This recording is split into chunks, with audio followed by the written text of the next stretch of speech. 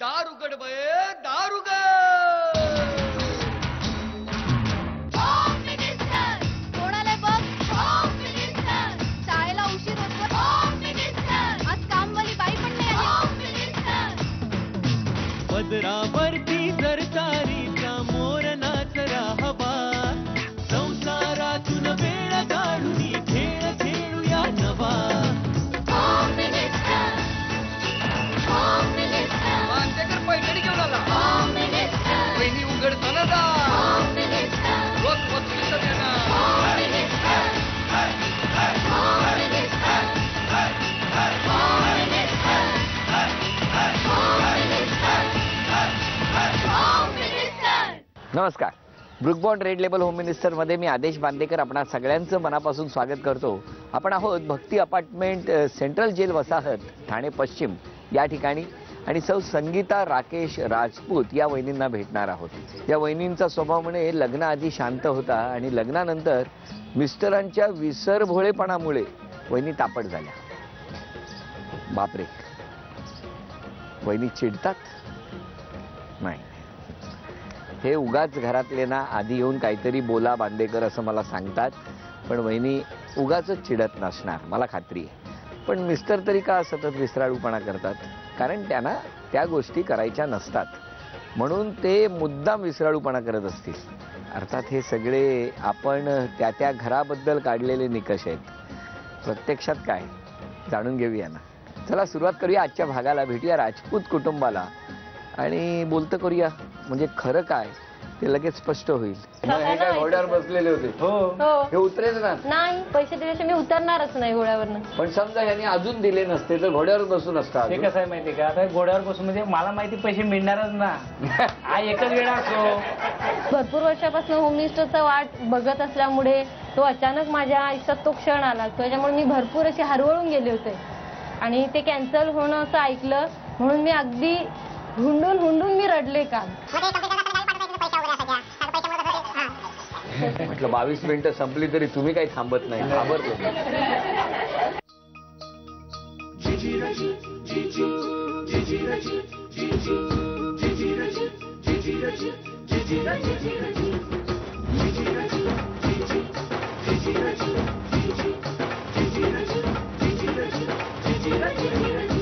नमस्कार नमस्कार. नमस्कार नमस्कार. घाबरू नका, सगळे सूचना करतात.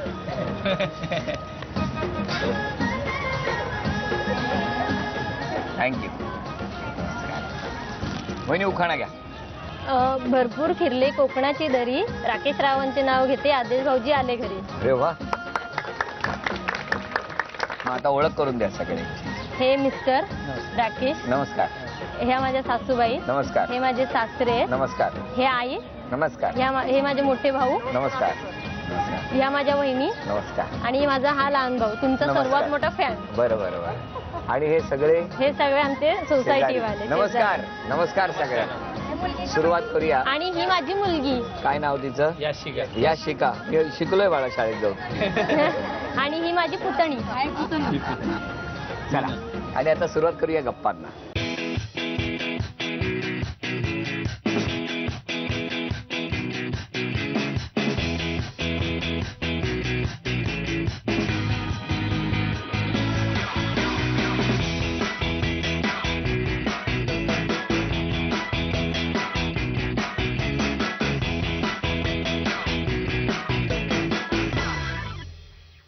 नमस्कार. कुठलं माहेर? माझं भुसावळ तालुक्यातलं दीपनगर कॉलनी म्हणून. तिथेच बालपण सगळं? होय होय, सगळं तिथंच. कोण कोण असतं माहेरी? माहेरी माझी आई असते, हा. भाऊ असतो मोठा, लहान भाऊ, वडील आणि वहिनी. भुसावळ खूप मोठं आहे ना, मला जायचं एकदा. हो हो आहे. खूप जण वाट बघतायत तिकडे, पण काय आहे ते. जा, खरंच जायचं. जाऊ जाऊ जाऊ नक्की. पण कसं जायचं इथून? ट्रेन? इथून ट्रेनने.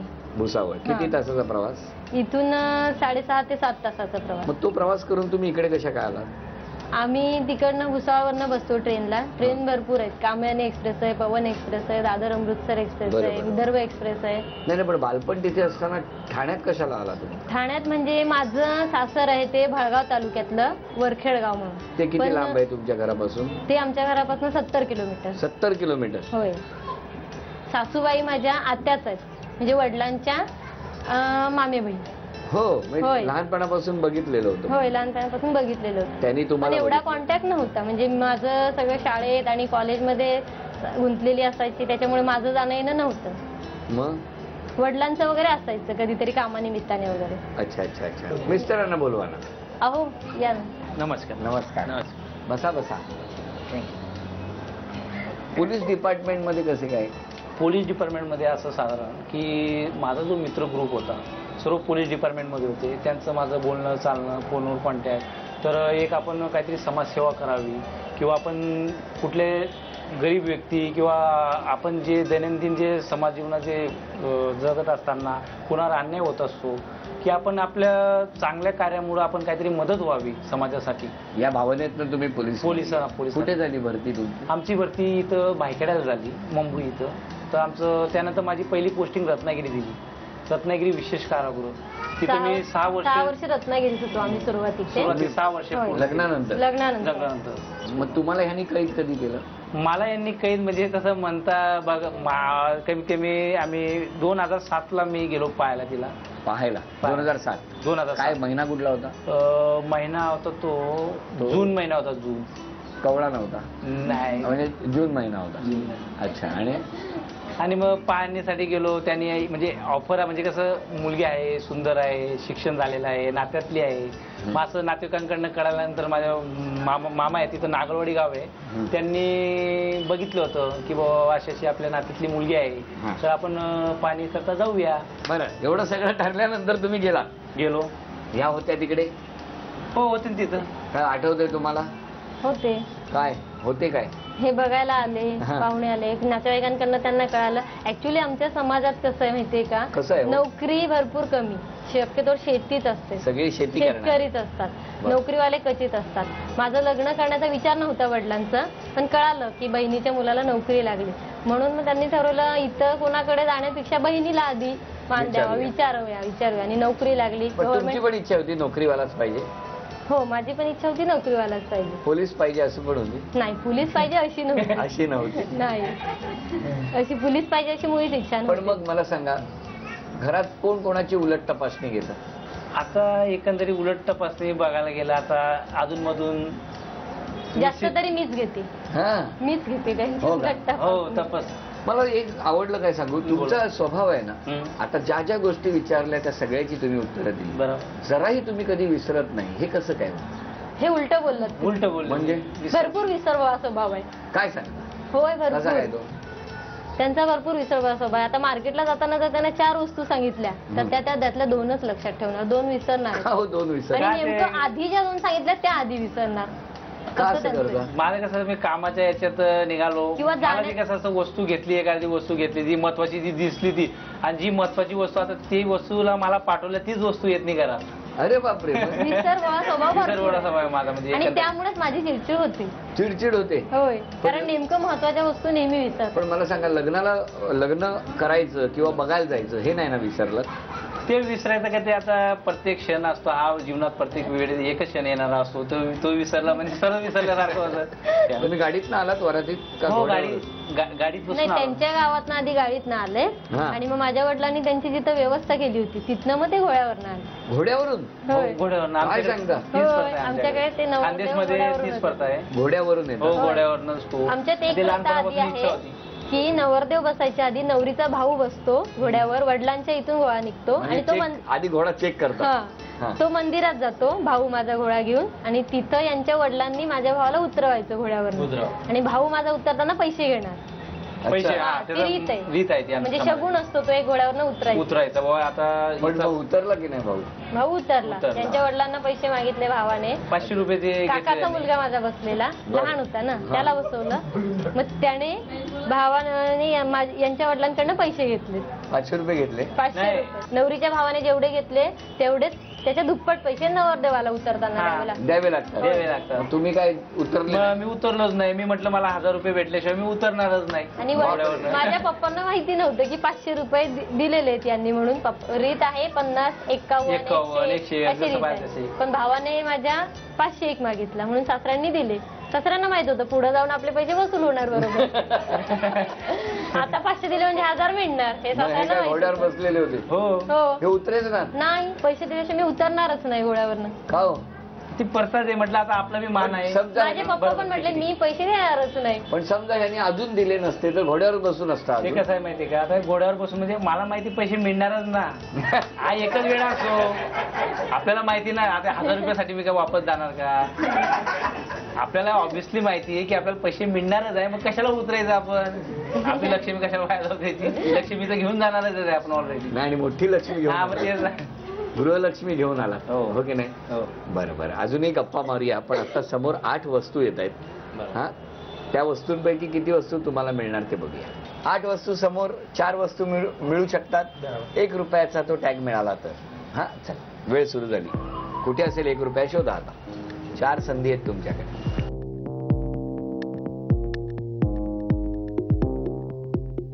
₹10. 10 रुपये. थांबा, अजून 3 संधी आहेत, घ्या. आणखी 3 वस्तूमध्ये 1 रुपया मिळाला पाहिजे.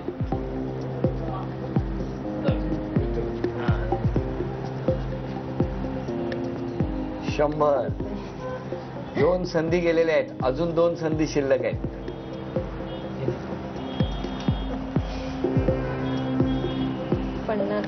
$50. आता एकच संधी शिल्लक आहे. घ्या, 1 संधी शिल्लक आहे.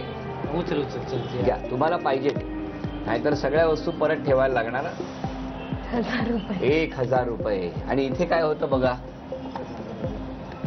मिस्टर सांगत होते 20 रुपये. तुमच्या मनात आरसा होता का हो? होय आरशाकडे किती आहेत बघा. 500 रुपये. म्हणजे हा म्युझिक सिस्टीम कडे बघा. 5 रुपये हेडफोन होते. म्हणजे ब्लूटूथ जर घेतला असता तर बक्षीस मिळालं असतं. पण आता बक्षीस गेलं. पुढच्या खेळात बक्षीस नक्की मिळणार. नमस्कार. नमस्कार.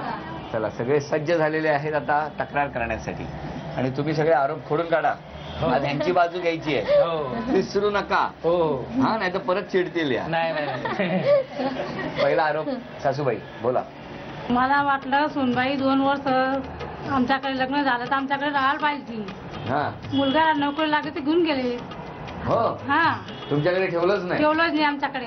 बोला, काय हो? एकंदरीत कसं झालं माहितीये का, हिचं बीकॉम शिक्षण पूर्ण झाल्यानंतर त्यानंतर हिचं मुलगी माझी 5 ते 6 महिन्याची होती. मी रत्नागिरीत गेलो, ते लांब असल्यामुळे गावापासून 800 किलोमीटर होतं. एकंदरीत म्हटलं आता फॅमिली वगैरे जवळ असली, पत्नी जवळ असली, तेवढंच घरातल्या कामाला किंवा म्हटलं एवढं लांब म्हणजे आई वडील लांब असतात, सर्व असतात. वडील सर्व्हिसला असल्यामुळे वडील येऊ शकत नाही तिथं राहायला. मग त्या हिशोबाने तिथं जवळ आणलं. मग त्यानंतर घराची कामं हे ते.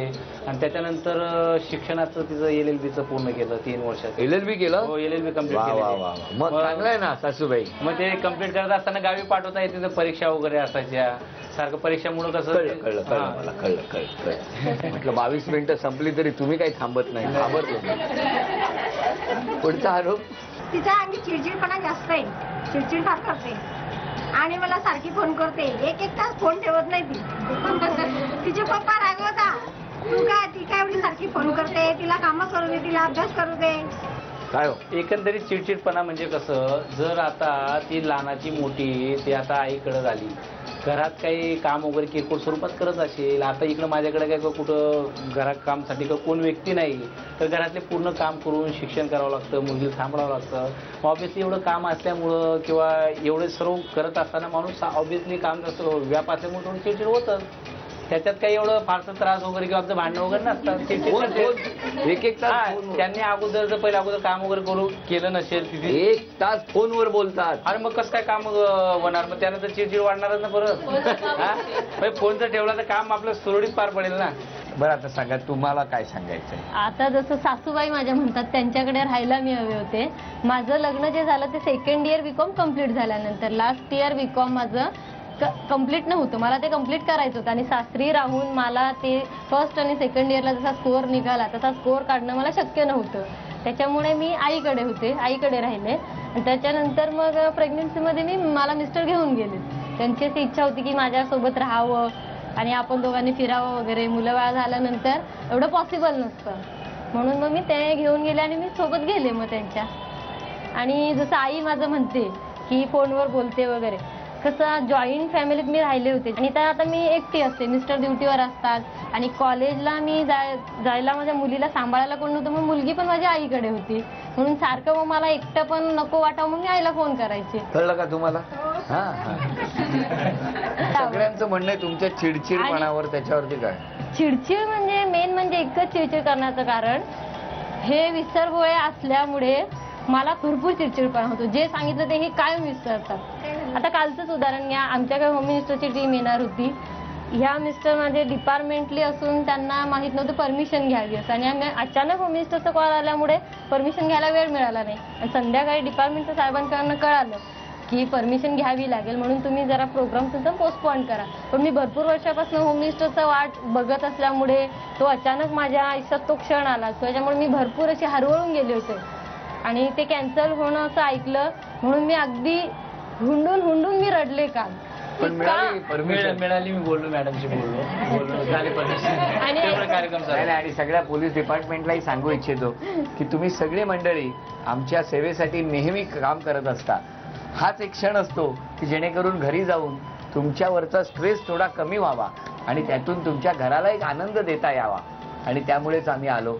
तेव्हा वडिलांबद्दल सांगते, लहानपणी चिडचिड नव्हते. ते वडील माझे भरपूर स्ट्रिक्ट होते. MSCB सर्व्हिसला इंजिनियर आहेत माझे वडील आता. त्याच्यामुळे त्या ट्रेसमधनं अगदी बाहेर निघाली आणि मिस्टर माझे अगदी फ्रेंडली मॅच्युअर्ड असल्यामुळे. म्हणून चिडता काय? चिडत नाही त्या पण आता तुमचा तापटपणा हळूहळू कमी करा. हा, हे या कार्यक्रमाच्या निमित्तानं आम्ही तुम्हाला सांगणं करतो, हो की नाही? तर सगळ्याचा आनंद होईल आणि हा तन्मणी तुम्हाला भेट म्हणून देतो. अभिनंदन.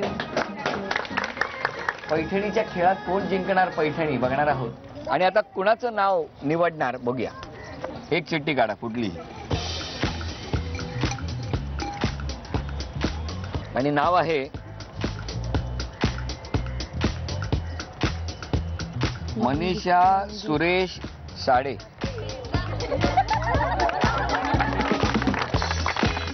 नाव सांगा. मंगेशा सुरेश साठे. मंगेशा, तरी मला नाव कळलं नाही. बरं, माहेर कुठलं तुमचं? माहेर इंदापूर. इंदापूर. मिस्टर कुठे असतात?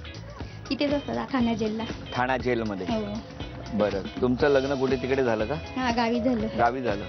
ते बघायला आले होते हो. आणि लगेच पसंत केलं? हो, लगेच पसंत केलं. हा हो. हो. पण रागावतं की नाही? कोणाच्या वरती? कोणाच्यावर म्हणजे? कोण कोणावर रागावतं घरी? रागवतो, दोघं पण एकामेकावरती रागवतो. नोकरीमुळे खूप त्यांना वेळ कमी मिळत असेल ना घरी? हो. हा. हो. पण जेव्हा वेळ मिळतो तेव्हा घरासाठी देतात का? हो, देतात ना. देतात ना. हा. आता कुठे आहेत ते? आता ड्युटीवर आहेत. ड्युटीवर आहेत. मग आता फोन करणार त्यांना? नाही.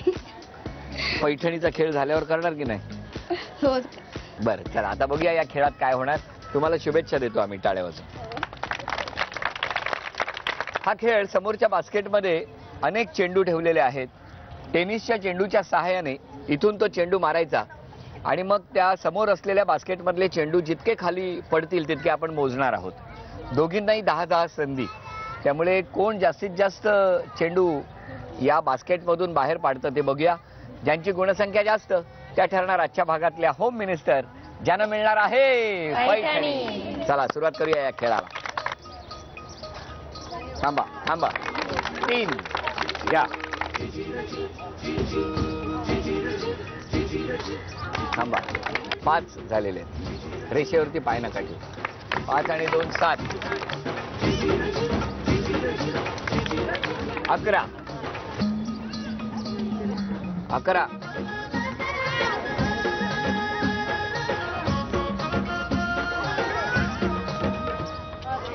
वहिनी अभिनंदन. 11 ही गुणसंख्या आहे. वहिनी, जर 12 ही गुणसंख्या झाली तर पैठणी तुमची. 11-11 झाली तर अजून एक संधी. तुमची वेळ सुरू होते आता.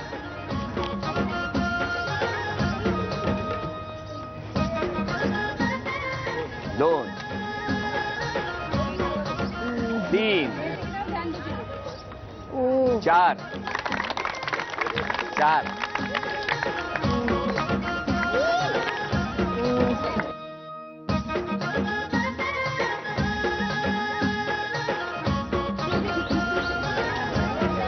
घरात काय?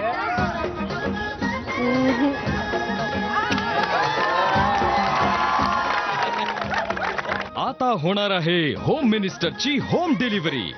होम मिनिस्टरच्या रोजच्या भागात प्रेक्षक वहिनींना विचारला जाणारा एक प्रश्न, या प्रश्नाचं अचूक उत्तर कळवणाऱ्या भाग्यवान प्रेक्षक वहिनी घर बसल्या जिंकू शकणार आहेत भरजरी पैठणी. झी मराठीकडून ही भेटवस्तू तुमच्यासाठी. अभिनंदन. आधी तुमच्यासाठी हे मिस्टर आले ना की त्यांना सांगा ही भेटवस्तू झी मराठीने तुम्हाला दिलेली आहे आणि तुम्ही आणलेली आहे. उपविजेत्या ठरल्या राजपूत वहिनी, त्यांना झी मराठीकडून हे चांदीचं नाणं. अभिनंदन. आजच्या भागामध्ये होम मिनिस्टर ठरल्या साठे वहिनी, साठे वहिनींना तथास्तु पुणे यांच्याकडून ही पैठणी. अभिनंदन. अभिनंदन. सेंट्रल जेल कॉलनी ठाणे या ठिकाणी रंगलेला हा होम मिनिस्टरचा भाग इथेच संपतो आहे. पुन्हा भेटूया अशीच एक पैठणी घेऊन Brooke Bond red label home मिनिस्टरच्या पुढच्या भागात. नमस्कार.